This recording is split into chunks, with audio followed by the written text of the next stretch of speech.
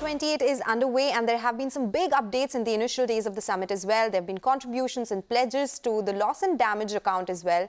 There have been updates on climate finance and India has contributed a lot to these pledges and a lot of the updates that have come by. But what are the other big updates so far? We have a special guest joining us now, Leena Nandan, who is the Secretary, Ministry of Environment, Forest and Climate Change. Ma'am, thank you so much for joining us on CNBC TV18, and it's a big summit and India is contributing and participating well in this one as well. But according to you, what have been some big takeaways from COP28 so far? Is more expected, something that India is specifically watching out for? So the most important thing to date is the operationalization of the loss and damage fund. That is something that we feel is extremely important because it had been discussed in Sharm el-Sheikh last year. But until it actually came to some significant decision level this year, it would not really have gone forward in the manner that we expect. Because loss and damage is something that is very substantial for the entire action that we need to take for climate change. And that has been one of the biggest takeaways. As on date, there are some initial discussions that are happening around pledges around the global stocktake. And we do expect that there would be very important discussions and deliberations that will actually take forward this entire action into the aspects that India has been emphasizing, particularly how the global goal on adaptation is going to be met. So that is something that we expect would be enunciated with greater clarity in the days to come. Okay, yes, there are some days which are left as well. So a lot of action which is expected.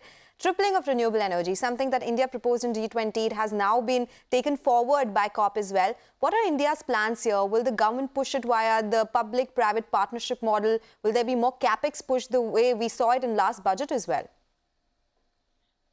India has been at the forefront in phasing in renewables. In fact, just to quote a figure, between 2017 and 2023, we added 100 gigawatt of installed electric capacity, of which 80% was from renewable sources. So certainly, there is no doubt in anyone's mind that there is this continuous and concerted push. And the result of that is for everyone to see what we had committed as part of our NDCs for 2030, that is 40% of installed electric capacity to be met from non-fossil fuel sources of energy. We've already achieved it much ahead of schedule. And as on date, we've achieved 43%. So there is so much that is happening in the country. The way that we expect the renewables to actually find more and more prominence in our energy mix is through a combination. So the approach is, on the one hand, the PLI scheme, which supports manufacturing, that is going to be private sector driven. And the generation is, of course, again from private sector, but backed by the PPAs with the regulators. And at the back of all of this is the capex through public funded transmission projects. And here also there would be a good combination of public and private sector participation. So it is a very robust approach, an integrated approach that has been brought into place, and that would achieve our objective of phasing in renewables and bringing it to the center stage in meeting our energy needs. Okay, all right, take that point. But where there are two things where India has not agreed. One is phasing out of coal and the health and climate declaration this time. What is the idea around these two issues? Is there a different approach that India is taking here? Would like to know that. As far as coal is concerned, I think India has made its position very clear, and it has articulated its approach several times across many discussions and negotiations. While, as I just mentioned, phasing in of renewables is happening at a very fast pace. At the same time, for energy security of the country, for predictability, stability, and quality, the dependence and the requirement of coal-based power is not going to reduce and not going to be less in the short run. So therefore, India, while it agrees that the phasing in of renewables is important, any singling out and especially saying that coal has to go and coal has to be phased out is not something that we are that we are in agreement with, and that is what we have been maintaining all along. So that is the approach as far as coal is concerned. You also spoke about some declarations on health that we had some reservations about. Here we feel that health is actually an adaptation sector. The health of people in India and across the world is actually adversely impacted by climate change. So health needs a lot of adaptation support. Extreme weather events, whether it is heat or cold or vector-borne diseases, all of these are impacting people across the world. Therefore, when we look at health as a emission inducing sector, and when we say emissions on account of health systems and supply chains have to reduce, that is something that we are not at all in agreement with, because our approach is that health is the problem of health is the consequence of climate change, not the other way around. So that is something that we have articulated in our discussions, and that is where the position is. Okay, the problem of health is a result of climate change. Point well taken. So, I wanted to understand if the contributions that we are seeing to loss and damage funds, what is India's take here? Is it enough? Would we need more on climate finance? Would more discussions be required on technology transfer? Is there been any update on technology transfer as well? Because that is something which Prime Minister Modi also spoke about in the initial days of COP. It is absolutely correct to say that technology transfer and climate finance are at the heart of all the actions that need to be taken for effectively addressing climate change. And that is why the stand of India has always been that when we talk about the new collective goal, the quantifiable goal, it of course includes the amounts that are going to be required for mitigation and adaptation. But it's also very important to see what are the means of implementation. And these means of implementation necessarily include both finance as well as technology. So technology transfer, technology co-development, access to technology is something that is very important, and that is what we have been emphasizing. And that is what we will bring to the table in our discussions on finance and technology. And we're also saying that when we talk about means of implementation, what is going to be the finance flow? That has to also be not only discussed but demystified. What is the nature of this finance flow? Concessional loan, grant based? What are the mechanisms that are going to be put into place? All these have to actually be at the cornerstone of any effective strategy. So that is something that would be enunciated by us continuously during the discussions and deliberations through COP. Okay, that is very interesting. So last question before we let you go. Are we seeing a lot of global investments coming in the renewable space as well, be it climate tech, be it the other renewable sources? What will the big focus be? Will it be solar? Will it be wind? Will it be hydro when it comes to the government attention, or will it be a mix of all? It will be a mix. So renewables, actually, there are multiple sources of renewable power. And we do expect that with this great emphasis on bringing renewables to the center stage as the primary source of energy, all manner of harnessing renewable sources of power will actually be discussed, and that is where the technology actually will play a very important role. So I do think that these are very interesting times, and they will be very meaningful and impactful in COP, and of course as a follow-up to COP in the form of specific projects and actions that would be taken by all stakeholders. As I mentioned, the renewable energy arena encompasses all stakeholders. So manufacturing, private sector investment into generation, public funded evacuation and transmission projects, all of them play a very important role. And that is the shape of discussions for all types of sources of power, be it solar, be it wind, or any other forms of renewable energy. Okay, all right. Ms. Nandan, it was a pleasure speaking with you. Thank you so much for joining us with all your insights, India's plans at COP, and what India is planning in terms of climate action going ahead as well. Thanks a lot for joining us today. Thank you. And with that, we'll slip into a short break, but don't go anywhere. An interesting chat with UNDP India is lined up next. Welcome back. You're still tuned into Climate Clock, and we are discussing everything about COP28, the updates there as well. Ashish Chaturvedi, Head Action for Climate and Environment, UNDP India, is joining us now. Mr. Chaturvedi, thank you so much for joining us to discuss something that has been on the cards and has been discussed for so long now. There have been a lot of updates from COP28 as well. We have had a lot of discussions. Can you give us a sense of this recent collaboration? UNDP and the Ministry of Environment has put out targets when it comes to sustainable cooling. Can you give us a sense of what is the outcome here? What does the report say? Because cooling in general is known to be very polluting. Well, thanks very much for having me on the show. And let me clarify, it's not UNDP and Ministry of Environment. It's basically India is committed to targets globally on what they would like to achieve under the Montreal Protocol of the Paris Agreement. Montreal Protocol, not under the Paris Agreement. Let me clarify.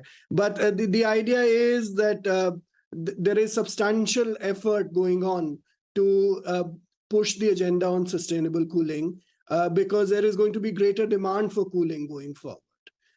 India is a developing economy, it's an emerging economy, and there are people would need more cooling solutions, not only at to cool their homes, but also in the industrial sector, in the agriculture sector.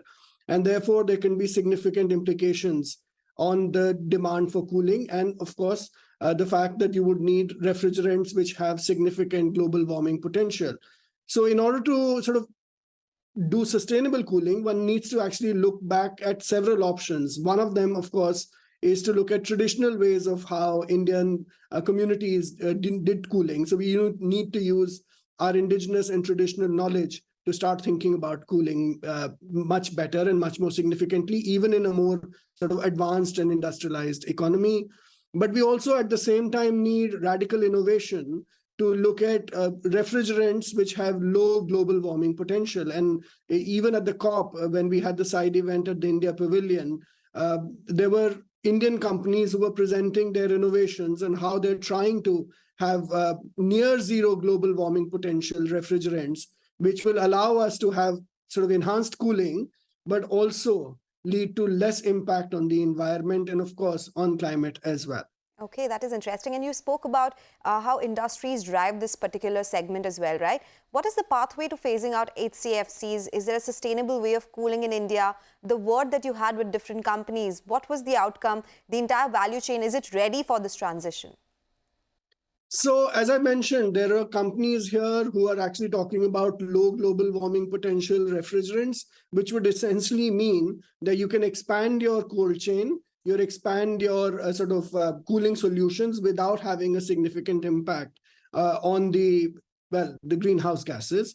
Of course, we are also thinking about people who are living in rural areas, for instance, working in agriculture, and how 40 to 60% of the agriculture produce still gets wasted even before it reaches the market. So how do you use decentralized cold chain solutions using solar energy rather than using traditional forms of energy or fossil fuel based energy? And I think there has been some movement there. Lots of companies, small startups have started putting out these decentralized solar cold storages. In fact, we are also partnering with the Bihar government under the state rural livelihood mission, which is called Jivika, where we are working with nearly 5,000 women farmers to provide them access to solar power-based cold storages, decentralized cold storages. So I think these are the kinds of solutions and innovations that we'll have to work on going forward as well. Okay, interesting there. So, what has the experience been at COP28 so far? Global stocktake is a key agenda. Any indication what it would be like? Some of the big takeaways for you at the summit so far? So I think the process is still ongoing. The initial paper was already tabled before the meeting began here. And of course, the gaps are apparent, right? So we are not in alignment with the 1.5 degree goal. We're still talking about anywhere between 2.8 to 2.9 degrees, with the current policies and programs and also the nationally determined contributions. There is, of course, a gap in the amount of means of implementation, as they're called, in terms of financing, in terms of technology. And I think the stocktake also points to that. And of course, there is discussion around the issues of fossil fuels. So how do you start thinking about phasing down and phasing out? And there are of course, those issues will be discussed and will be, are being discussed and will continue to be discussed till the end of the meeting here. So, I've asked this to every expert who's been in the field for a long time, and I have to ask that to you, despite the report that has come by before COP as well. Do you think it's given that 1.5 degrees target is under threat, we will not be able to achieve that? So, well, it is, of course, under threat. I don't think anyone's going to deny that if we do not completely transform our approach, and of course, we have very little time for it, it is under threat. I think under various scenarios, there is only a 14% likelihood. And I think this comes out from the UNEP emissions gap report as well, and adaptation gap report as well, that there's only 14% chance that the 1.5 degree will not be breached. So I think we're really talking about a situation where the 1.5 degree target is under threat. And we have to now see what is it that we do in the next 5 to 7 years. If we really want to save, be aligned with that pathway. And of course, in worst case scenario, if that is breached, then we at least are aligned with the 2 degree pathways. But having said that, I think there is great amount of momentum here in Dubai. And of course, you would have been hearing about the various pledges which are being made as far as enhanced financing is concerned, and the enhanced cooperation on technology, on energy, on, of course, loss and damage as well.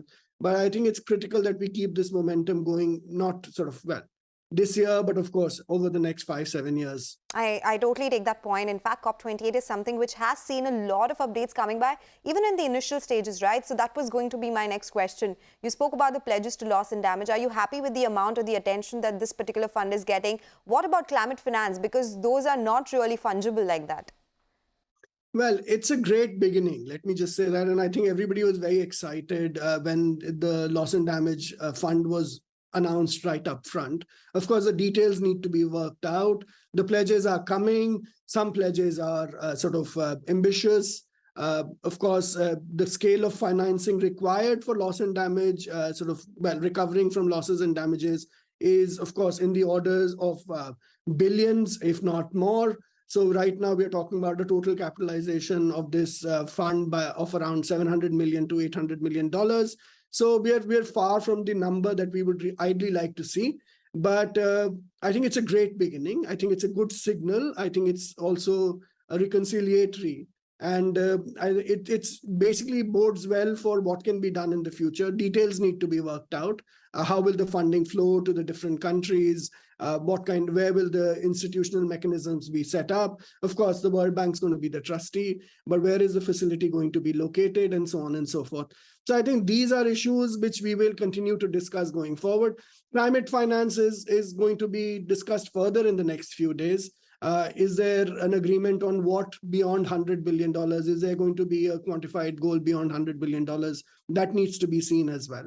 But I think there is now greater realization that we need to push and keep the momentum, because there are certain signs of impacts on communities which are being felt all over the world.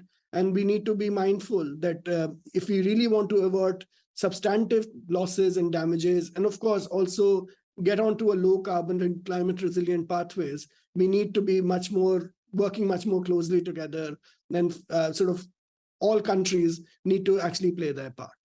Okay, no, absolutely. Everyone has to take their part. But there are certain things which India must be looking forward to. Some of the pledges they have not agreed to. Coal phase out, there has been a big debate around that. There was the health and climate pledge as well, which India did not agree to so much.